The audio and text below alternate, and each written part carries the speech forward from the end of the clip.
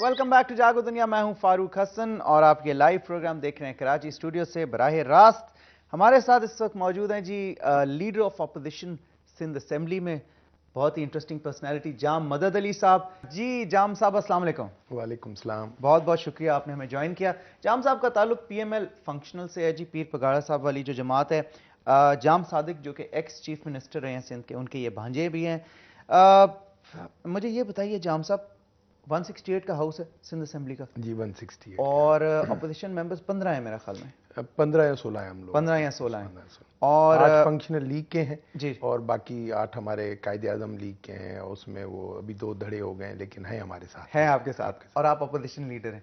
अच्छा मुझे ये बताइए कि अक्सर लोग ये कहते हैं कि जी बड़ी फ्रेंडली अपोजिशन है, ये तो अपोजिशन का किरदार अदा कर ही नहीं रही है।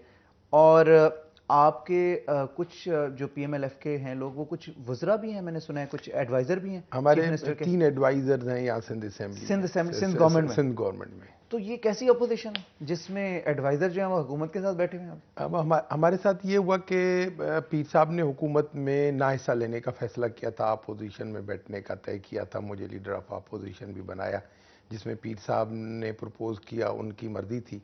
गुलाम मुस्तफ़ा जतोई साहब भी उस वक्त अपोजिशन में, उनके साहिबजादे थे, उन्होंने भी मेरी सपोर्ट की।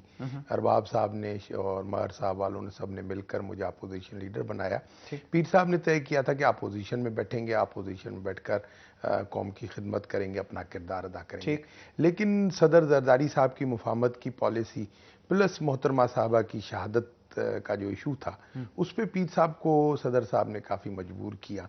और पीर साहब ने देखा कि इस वक्त सिंध के लोग बड़े मायूसी में जा रहे हैं। मोहतरमा साहबा की शहादत की वजह से एक उनकी दिलों पे एक और दिमाग पे एक जो है मायूसी छाई हुई थी। तो पीर साहब ने सोचा कि बेहतर ये है कि इस वक्त ज़्यादा जिद करके अपोजिशन में बैठना भी सही नहीं रहेगा। लेकिन उन्होंने क्लियर कर दिया था सदर साहब से कि जी हमारे इलेक्टेड मेंबर्स जो हैं उनको मैं अपोजिशन में बिठा चुका हूँ, वो अपोजिशन में बैठेंगे। मैं आपको नॉन इलेक्टेड अपनी पार्टी के मेंबर्स देता हूँ, जिनको जो है आप बेशक एडवाइज़र बनाएं। और हमें क्लियर पीर साहब ने हिदायत दी कि आप अपोजिशन में बैठे हुए हैं, आपने कोई ये नहीं सोचना है कि इम्तियाज़ शेख या इमामुद्दीन शौकीन साहब या बाबर गौरी लिगारी साहब जो है वो बैठे हुए हैं आपके एडवाइज़र। आप अपोजिशन में बैठें, अपना किरदार अदा करें। जहां आपकी समझ आती है कि हुकूमत गलती कर रही है, कोताही कर रही है, और as opposition member, as opposition leader आप उनको पॉइंट आउट करें। मुझे बताएं कि पीर पगारा साहब की जो स्टेटमेंट्स होती हैं वो बड़ी हिट होती हैं और बड़े से बड़ा पॉलिटिशियन मैंने देखा है, चाहे वो सदर के ओहदे पे फायज हो, वजीर आजम के, वो खुद जाके किंगरी हाउस जाके मिलता है पीर साहब से। मुझे ये बताएं कि अभी हाल ही में ऑल पाकिस्तान मुस्लिम लीग बनी और मुशर्रफ साहब ने भी उसे ज्वाइन किया और पीर साहब ने उसे सपोर्ट करने का ऐलान किया। शेख रशीद साहब भी जाके मिले। तो ये क्या एक कोई ग्रैंड अलायंस बन रहा है अगले इलेक्शन? देखिए ना, जो ग्रैंड अलायंस बन रहा है वो पीर साहब की पुरानी ख्वाहिश थी कि मुस्लिम लीग सारी यूनाइट होकर एक ही प्लेटफॉर्म पे आए और मुस्लिम लीग जो है इलेक्शन वगैरह जो भी लड़ा करें वो मिल के लड़ा करें और एक ही प्लेटफॉर्म से लड़ा करें। ये पीर साहब की पुरानी सोच थी। अच्छा मुझे ये बताएं कि आप आप बाहर भी रहे, तालीम आपने यहीं से हासिल की? नहीं, मैंने मैट्रिक के बाद चला गया था लंदन। मैंने A लेवल्स और O लेवल्स वहीं किए थे। ठीक है। उसके बाद वालिद साहब की डेथ हुई यहाँ, तो मैं छुट्टियों पे आया हुआ था।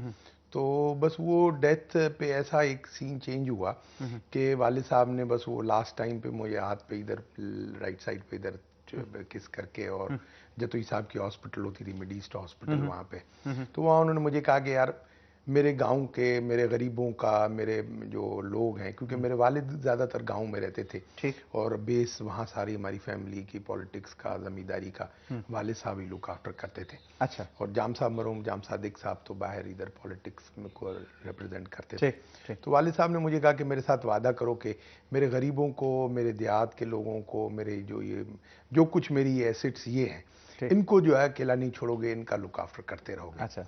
तो फिर मैंने मजबूरन डिसाइड किया कि वालिद साहब की आखिरी ख्वाहिश थी। वरना आपका इरादा नहीं था सियासत? नहीं, मेरी इरादा था डॉक्टर बनने का। तो वहाँ मेरी लंदन में दाखिला भी हो गई हुई थी मेडिसिन में। अच्छा। लेकिन फिर मैं जब यहाँ वापस आया वालिद साहब की डेथ के बाद, फिर मैंने डिसाइड किया नहीं, अब इधर ही रहना है। फिर यहाँ बैठकर फिर मैंने इंटर भी किया और ग्रेजुएशन भी। शादी आपकी अरेंज मैरिज थी या?